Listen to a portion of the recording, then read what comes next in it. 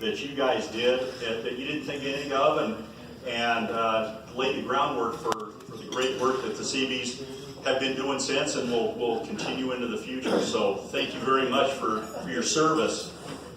And as was told, I've been to Iraq and Afghanistan, and a big difference from when you guys were in is that they welcome us back. So on behalf of the veterans in the United States of America, welcome back, veterans.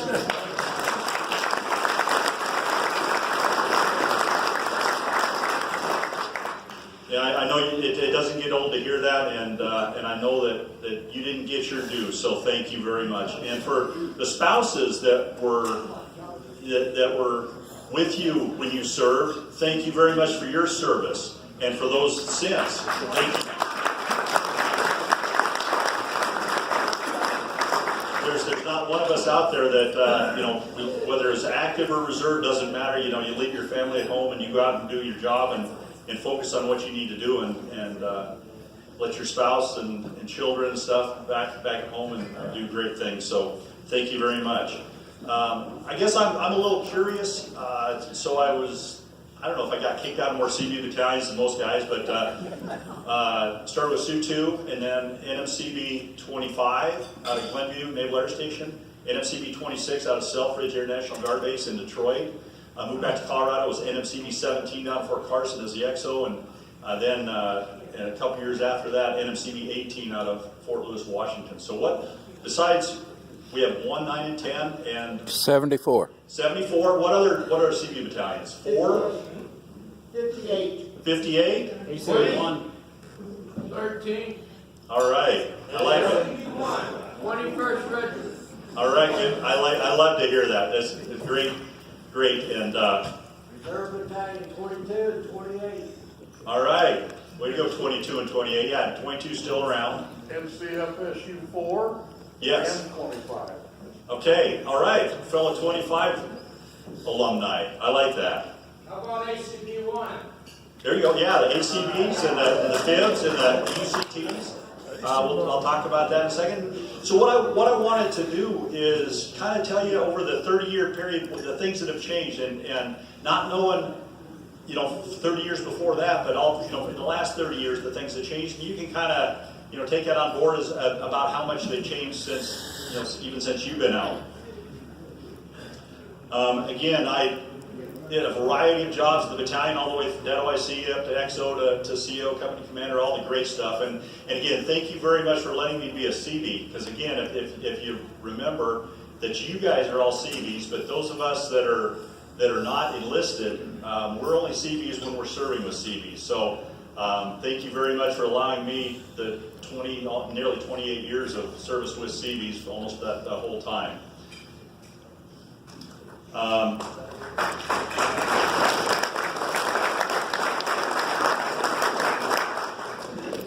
And then Iraq, and I'll go into greater detail about Iraq and Afghanistan, but did an individual augmentee assignment. So that may be a new term, individual augmentee. So that's one where we've got a billet and we need to find a person. So we go out there and they find a person, and you're going to go to this one billet, this position, to do this one job. That's as compared to Afghanistan, which was a unit deployment. So we took a whole battalion together, and we trained up, got ready to go, got organized, went over to Afghanistan, did great stuff, and then came back. So an individual augmentee to Iraq, and then a unit deployment to Afghanistan. So in the last 30 years, and even before that, some of the changes I was trying to make note of is when I first got in, that we had the 2nd Naval Construction Brigade and the 3rd Naval Construction Brigade, if you guys remember those. East Coast, West Coast. And that was really a difference. So there was no chain of command. They didn't tie together. They had their different, op tempos, their different training routines, all that sort of stuff. It was really two separate Seabee units at the time.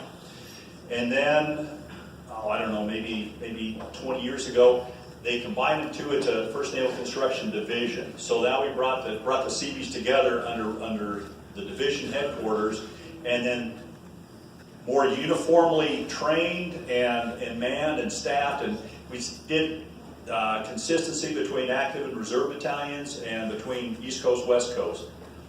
And here in recent years, it's kind of gone back the other way, where we've gone from one division to now we have Naval Construction Group 1 out of Port Hueneme and Naval Construction Group 2 out of Gulfport, Mississippi.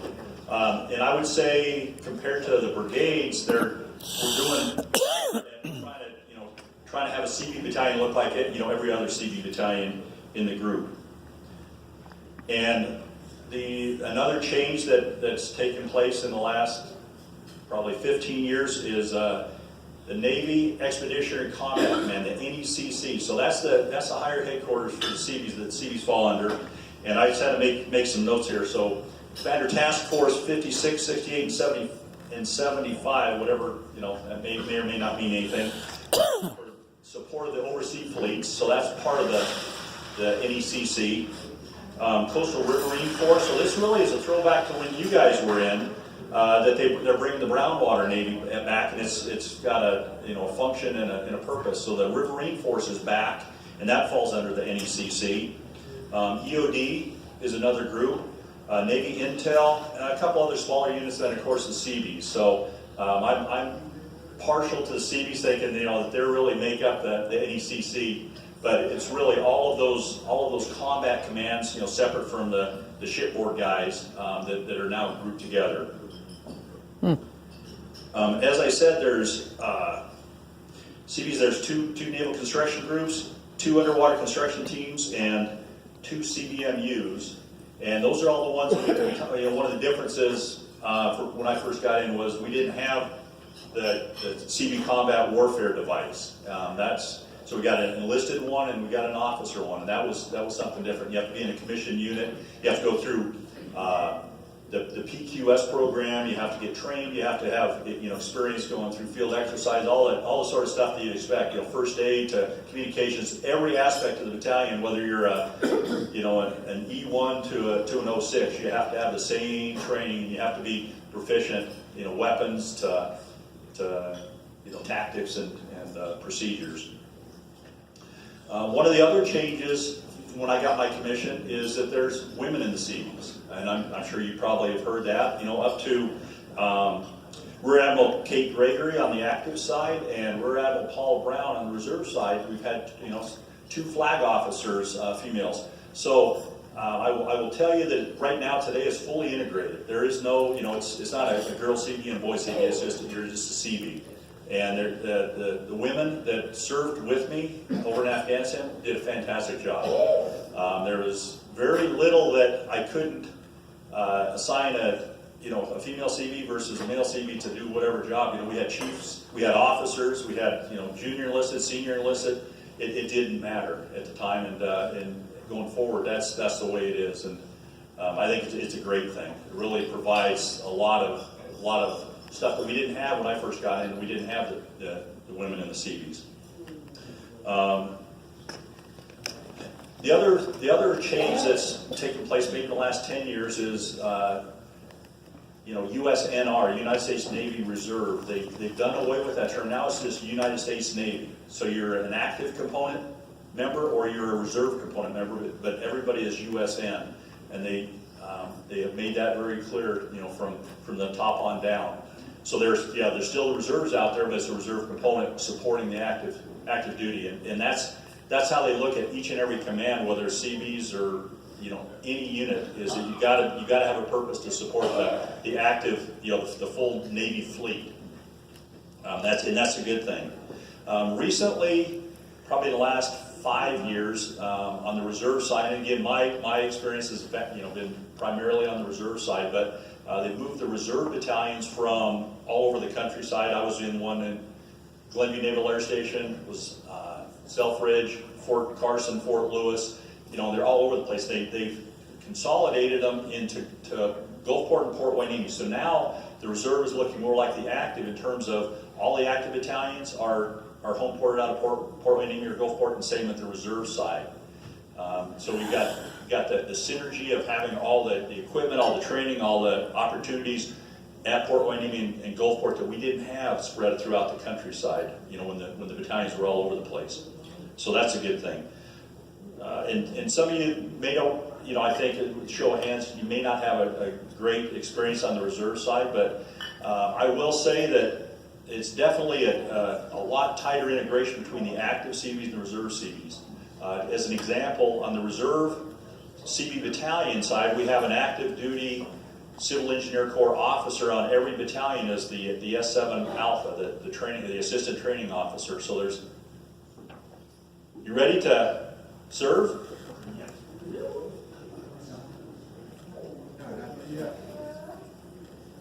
I think the band is here. Oh, okay, the band is here. That's even better than sir. So I will hurry up so we can let the band do whatever the band needs to do.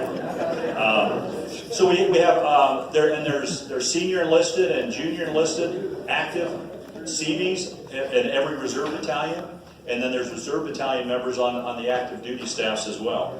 The regimental staff is the same thing. The chief staff officer is an active duty officer supporting the reserve commander and the staff.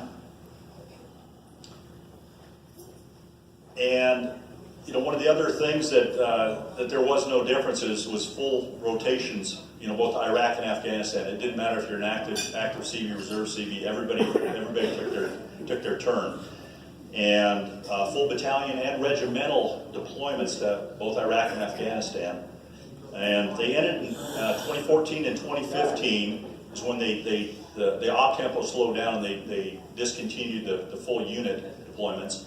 And as of right now, it's just the reserves are supporting an air det deployment rotation through Afghanistan. So right now, the Seabees that are over, for the most part, they're over in Afghanistan are reserve Seabees, and the actives are doing all of their deployments.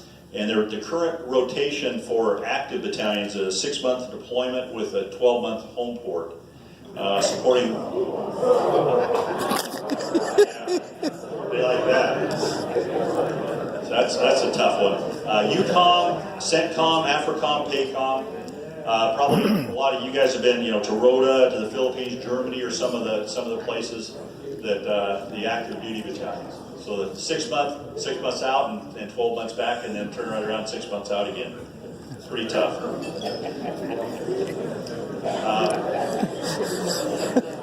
Yeah. So you guys are ready? You ready to sign up? Sign up to go back to that. I can tell right now. And then on the other thing I think you'd find interesting is when I got in, there were 12 reserve battalions. I think roughly, here is that 12 battalions. Now we're down to 5 reserve Seabee battalions.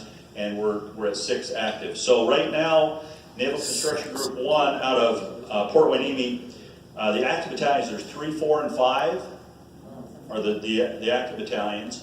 And reserve battalions that got moved in there is Battalion 18, 22, and 25. And the active regiment is the 30th NCR, and the reserve regiment is the 1st NCR. So those are the units that are out of Port Hueneme. I thought you'd find that interesting. And then on the East Coast side, down in Gulfport, Naval Construction Group 2, the active battalions there is 1, 11, which is a fairly new, they commissioned 11 maybe 15 years ago, something like that. Recommissioned, excuse me, yes. And then 133. So 1, 11, and 133 are out of Gulfport. And the reserve side, there's only 2, 14 and 24. 22 NCR is the active battalion, and 7 NCR is the reserve battalion. So those are both out of Gulfport. So you can see we've really shrunk down. And I guess over the course of the history of Seabees, we get real big, and then we get small, and get big again, and get small. So that's just the way it is. So right now we're 6 active battalions, 5 reserve battalions, and as a result of that, our mission capability is a little bit less, but the obstacles is still going. So some of the things that I wanted to talk about, Iraq and Afghanistan. So you guys can tell stories all night long and probably into next month about your time over in Vietnam and the great things that you did over there. If you haven't had a chance to go to Iraq or Afghanistan, I'm not going to suggest that you go. Maybe through my stories here that'll be enough, and then you can say I'll go someplace a little more glamorous. But 2007 went to Iraq. up in Mosul, the second largest city was up north. That's that's where ISIS had recently taken over, and then the push and the fight, and that we've got that back. But I would say that I would probably categorize Iraq as a first world country, maybe a second world country, and we'll talk about Afghanistan by comparison here in just a second. They had a decent road network. As I was driving around, in up armored convoys with the Army Corps of Engineers, trying to keep from getting blown up. We'd go by shopping centers. There were amusement parks. They had overpasses, stoplights. Just the stuff that you'd expect to see in a country here. And I guess during Saddam's time, it was a modern country, and they had all the infrastructure and all the stuff. The biggest challenge that I saw going in and managing the construction projects was transitioning from central control, very strong-handed control in Baghdad, to this dispersed control in the provinces, or what we refer to as states here, but they're provinces over there, so the provincial governments. And they were having a tough time, and I think probably even today they're still having a tough time trying to figure out how is it that we can control stuff locally when for 50 years it's always been Baghdad would tell us what we need to do. Baghdad would give us this. Baghdad would do that. As an example, we did constructed a new air control tower in Mosul at the airfield where we were stationed. And when we went to turn it over, they didn't have anybody there, so they had to bring them in from the Ministry of Transportation. And then they had one guy that came in. He was a local employee, but he never came on base because he didn't want to get shot and get targeted. So they had to come on board. And we did the ceremony. We turned over the aircraft or the air control tower to them, and then at the end of the day, they all went back home, and there we were with their air traffic control tower. But we couldn't use it because of some of the regulations that the U.S. couldn't make use of the projects that we were building. So we had this little squat, like a sandbag control tower that the Army used for inbound, outbound flights, and then they had this world-class control tower next to it that was just sitting there idle and empty. So I don't know if it survived the battles. If they're using it today, I would be kind of highly surprised. Just from the clinics. So we built a number of clinics, and we did schools, roads, electrical projects, water projects. We did the whole gamut with the Army Corps of Engineers. And one of the clinics we turned over early in my tour. It was a fully functional clinic with a dental part and a medical part, x-rays, the whole thing. And so I went back maybe 2 months later to talk to the manager of the clinic, and he said, hey, I need more supplies. And we were in charge of the construction project, and there was a separate group that did all the supplies, the Band-Aids and the film and the blood and all that sort of stuff. And so he said, oh, we need more supplies. And I said, I can't help you with that. I don't have any way to get supplies. I said, you need to go through the provincial government here, and that's how we're training them, we're working with them. He said, that just doesn't work. I said, and I'd love to help them, but there was nothing that we could do. So I think that's probably going to be is an ongoing challenge. And a lot of the things that we turned over, some projects we built had pretty high sophisticated controls and electronic stuff, and as soon as a fuse goes out, I'm not, the whole power plant maybe gets shut down because they're lacking a fuse. So that's a challenge that I'd see in Iraq. The other thing that was different to me is it was a real tribal culture. So if you haven't been over that part of the world, it's not like where we're American. They're Assyrian, they're Persian, they're all of these other these tribes that go back thousands of years. That's how they identify. They're not Iraqis, and you get out out in the villages, and I swear that there's probably people that don't even know that they're a part of Iraq. All they know is that they're part of this little village here, and they know the ones that are right around them. It's almost that way. And I remember one of the Iraqi civilians that was working in one of our regional offices. I was asking her about it. She said she was Assyrian. I said, well, how do you know you're Assyrian? She said, well, because my dad was Assyrian. Well, how does he know he was Assyrian? Well, because his dad was Assyrian. And so it was on through the dad's side all the way down, back to, at the start of Assyria, I guess, that they were Assyrian all the way through. And then I thought that was just something that I had never experienced, never had worked around. And saw the same sort of thing over in Afghanistan as well. Was fortunate enough to be up in Mosul, which was the northern part of Iraq, and had the three northernmost provinces. So we bordered Syria on the west, Turkey on the north, and then Iran on the east. So we had three countries around, and the Kurdish region. Once you get out of Mosul and I get out to either the Dahuk province or the Erbil province, and you go across this imaginary green line where they have the checkpoints and they controlled who came and who went from the Kurdish region. The Kurds loved Americans. I was just astounded. How many babies, I'd be walking down the street and I could walk there, it was, the threat posture was way down. I could eat at restaurants, I could visit project sites, I could do stuff that you'd expect to be able to do in here in the United States. So they'd hand me babies to take pictures, and it was an amazing thing. Thanking us, the U.S. for the no-fly zones that we put in place when Saddam was gassing the Kurds up there. And I saw the results of that, and the villages that were wiped out and stuff. They love Americans, and to this day they love Americans. So then transitioned from 2007 to 2010, took the Seabee battalion to Afghanistan, and as was mentioned, the presidential surge, we actually went a couple months early, took about 500 Seabees. It was about the strength, and we were fighting and picking on the reserve side, trying to get the last few Seabees because of all the administrative requirements, all the challenges we had to get reservists orders so that they could go. You think, hey, I'm ready to go, and they're ready to go, and we're ready for them to go, but out in the system, you got to have this check mark, and you're a day late on your orders. Now we got to resubmit the whole thing, and it was a real challenge. So I was happy to get over there with the Seabees that we did.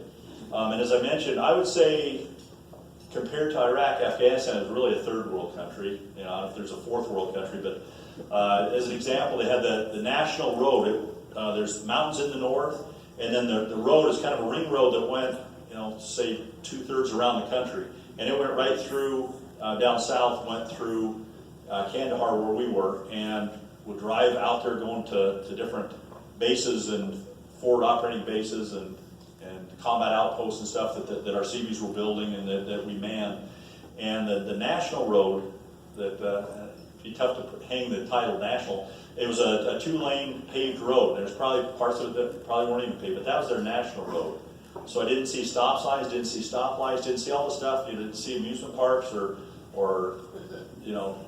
even restaurants, or maybe in Bagram and in the capital, you could flying in at night, you could see some neon lights. But other than that, it was a challenge. You'd fly out. We did a lot of helicopters. My command master chief and I would go out and visit the Seabees, all the great stuff they were doing, and it was just dirt. It looked like this dance floor up here, except it was dirt. And they're out there taking their goats and their sheep out there to graze. And to this day, I have no idea what they were grazing, because you couldn't see any green anywhere. It was amazing.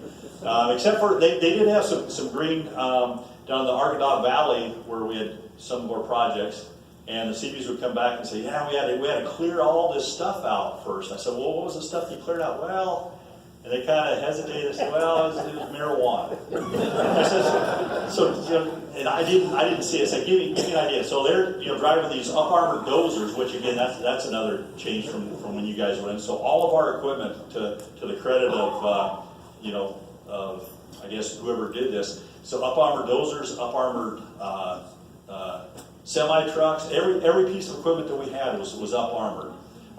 So they said it was the marijuana was up over the cabs of the dozers. So they would knock it down and they'd clear it out, and we'd do all the projects out there. So I was joking with them when they said, "Yeah, we got to clear it out, this and that." I said, "Okay, now this time I don't want you to do what the last guys did." And they said, "What was that, sir?" I said, "Well, they cleared it all out, they piled it up, and then they burned it. I don't want you to do that this time." They said, "No, we didn't." I said, "Okay, I know you didn't burn it, but don't burn it." So some of the things that our Seabees did over there, again, it was probably that hadn't been done since World War II. is we did mine clearing. Well, actually, I can't say that because I got in trouble when I said we're not mine clearing, we're mine proofing.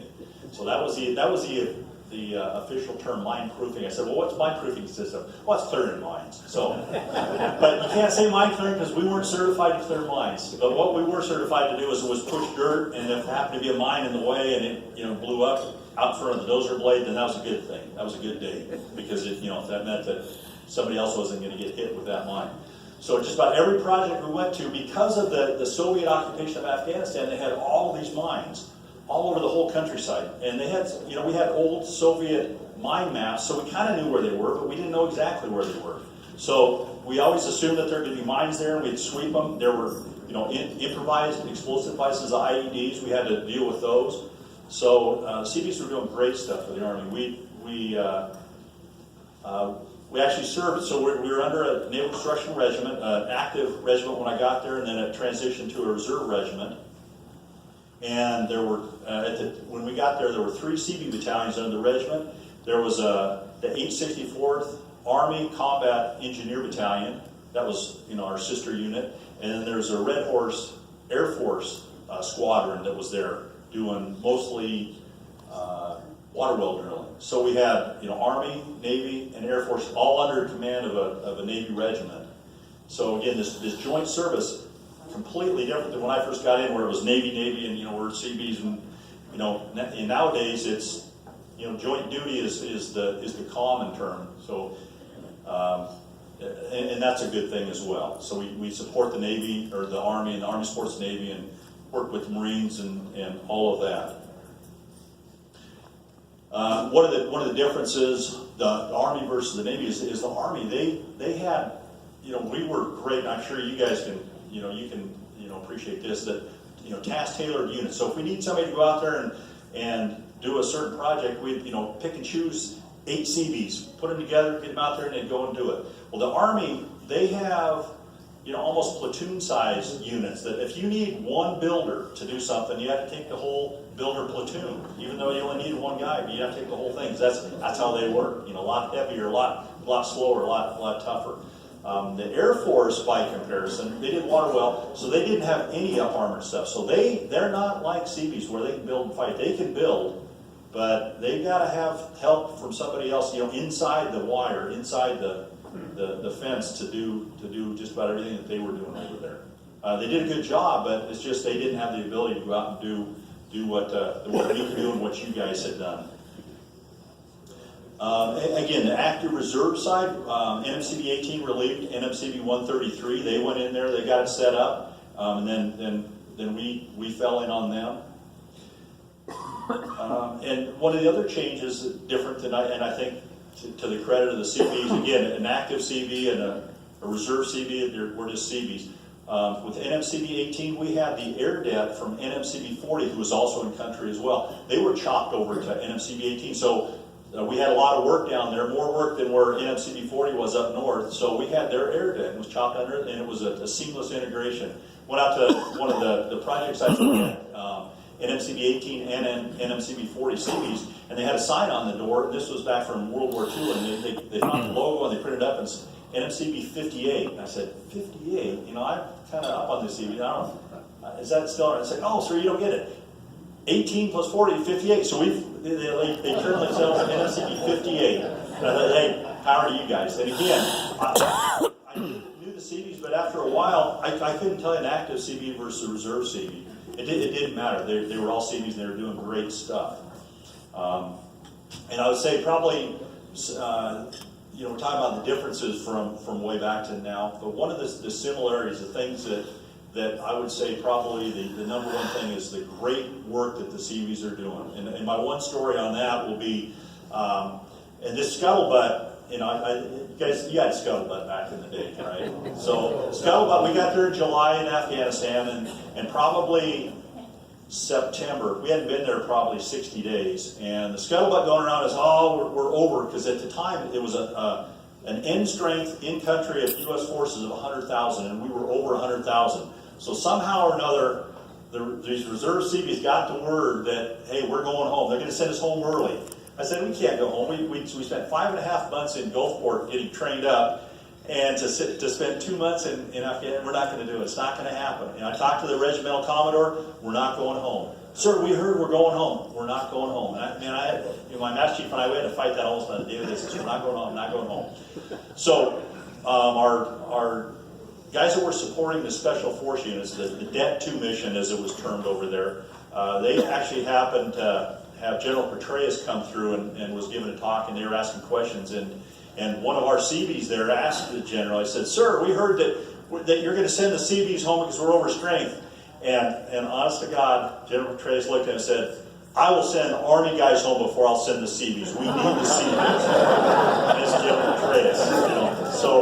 So rest assured, the great work that you guys have done, the great work that those that have come before us, is continuing to this day. Seabees are a great force. Now, with that said, though, we do have to always, at times, remember that we are part of the Navy. We want to think, we're Seabees. But again, so there's a lot of the politics behind the scenes that goes on that we're still there. I think on the reserve side, when I was on the NAVFAC headquarters staff in D.C., we did some analysis, and I think probably about 5 is about the minimum number of Seabee battalions you can have to have a gainful, have the right size that you'd be able to do promotions and do all that stuff. So I think any smaller than this and the reserve Seabees will go away, but there is no indication that that's even going to consider. I'd say probably